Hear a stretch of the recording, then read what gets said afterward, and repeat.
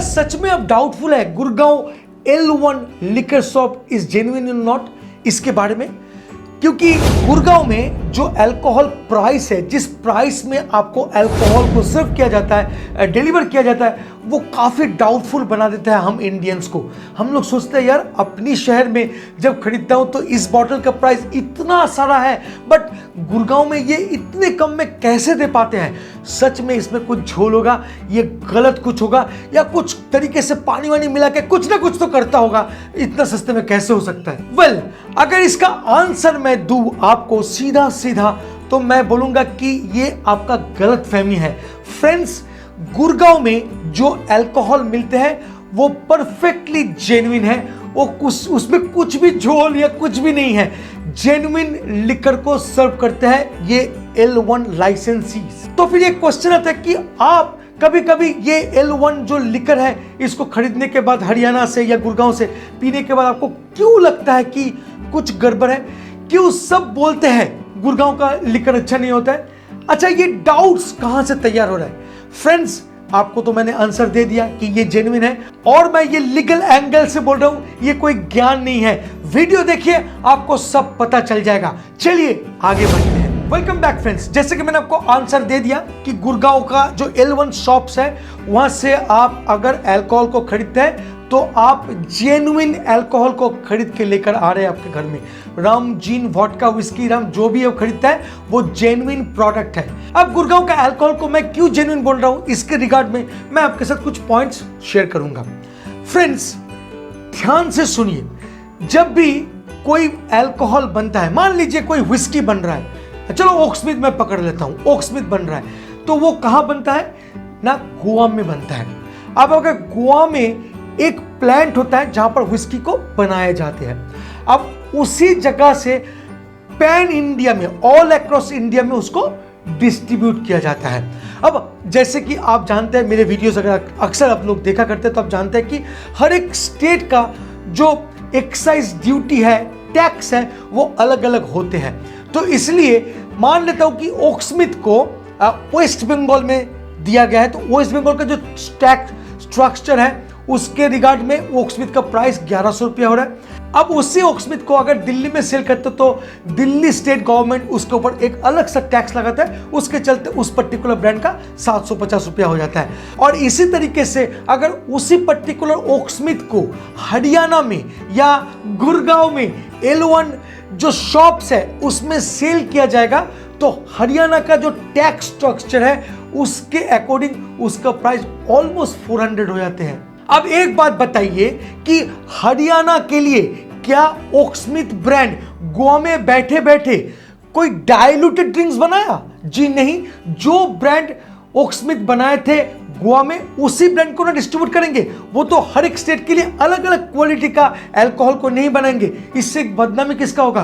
Brand का बदनामी होगा। चाहे वो हरियाणा या गुड़गांव का L1 से बिके या कोई लोकल शॉप से बिके, बदनामी तो बस ब्रांड का ही होगा ना कि वो डाइल्यूटेड है। तो फिर हम लोग हरियाणा का या गुड़गांव का अल्कोहल को क्यों जिम्मेदार ठहराते हैं कि भाई वो लोग खराब देते हैं? नहीं, उनको भी सेम कंपनी से खरीदना होगा।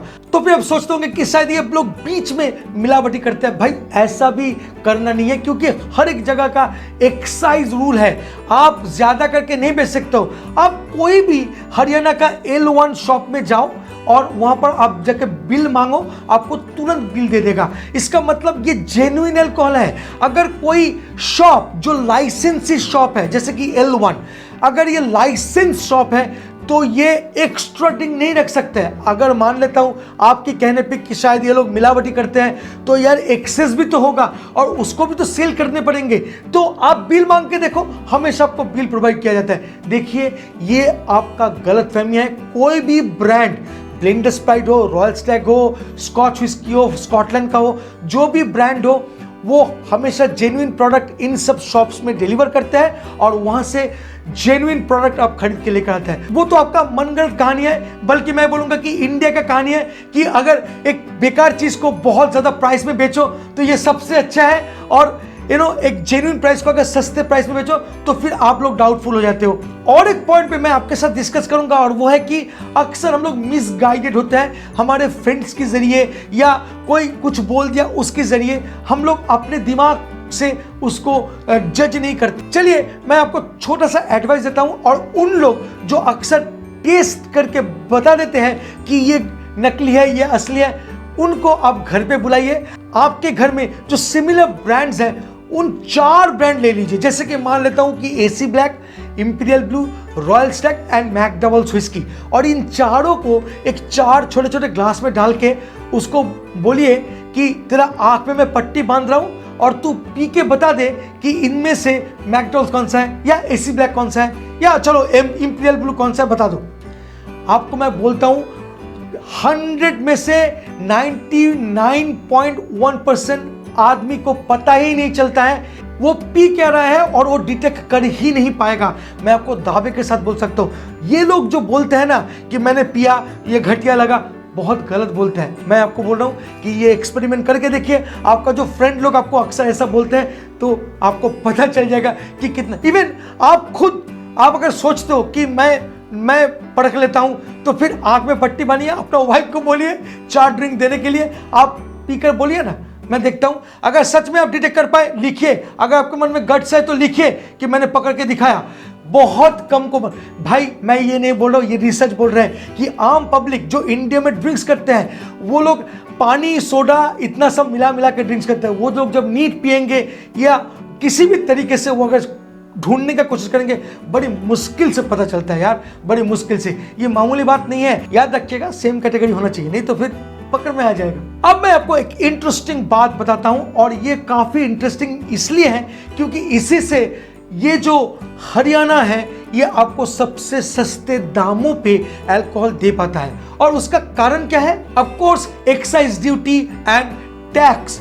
जी हाँ, हमारे स्टेट्स बहुत ज्यादा लेते हैं, इसलिए सेम ब्रांड बहुत एक्सपेंसिव हो जाते हैं और हम लोग गलत सोचते हैं कि शायद हरियाणा कोई डुप्लिसिटी कर रहा है।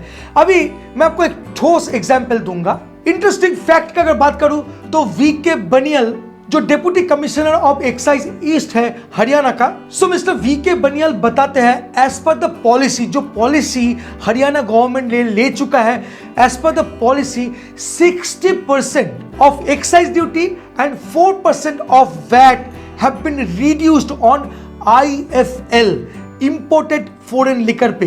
जी हाँ, इंपोर्टेड फॉरेन लिकर जैसे कि स्कॉच 60% एक्साइज ड्यूटी को घटा दिया गया है। इससे वेंडर्स 300 से 450 तक हर एक स्कॉच व्हिस्की या इंपोर्टेड स्कॉच व्हिस्की इसमें डिस्काउंट दे पाते हैं, और साथ साथ जो IUFL ब्रांड है जैसे कि blender Sprite, antiquity blue, AC black, इनमें भी 150 से 300 रुपए तक छूट दे पाते हैं L1 शॉप में हर एक बॉटल के ऊपर।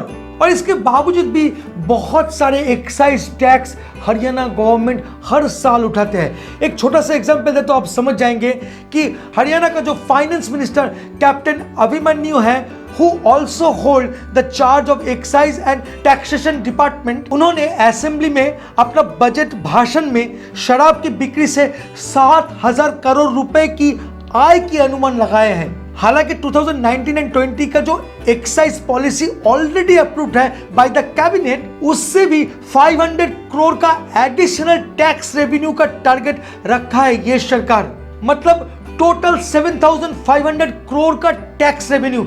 एक बार इमेजिन कीजिए कि इतने सस्ते दामों पे देने के बाद भी कोई गवर्नमेंट एक साल में इतना सारा टैक्स रेवेन्यू को कलेक्ट कर सकता है, तो फिर हमारे गवर्नमेंट इतने बॉटल के ऊपर प्राइस रख के कितना कमाता होगा। एक बार सोचिए। देखिए, इस वीडियो के जरिए मैं आपको समझाने का कोशिश किया कि ऐसा सोचना गलत होगा कि हरियाणा में जो अल्कोहल बिकते हैं वो जेन्युइन नहीं है। ये आपका गलत सोच है, और जो भी आपको ये बोलते हैं उसको वो जो ट्रिक्स मैंने बताया वो करके दिखाइए। 4 ड्रिंक्स दे दीजिए, बोले पी के बता कि कौन सा जेन्युइन है। देखिएगा वो बता ही नहीं पाएगा कि कौन सा मैकडॉल है, कौन सा एसी ब्लैक है, जो भी है। Anyway, thank you so much for watching this video. मिलेंगे बहुत जल्द एक इंटरेस्टिंग टॉपिक के साथ। तब तक के लिए bye bye and take care. Please drink responsibly and don't drink and drive. जय हो।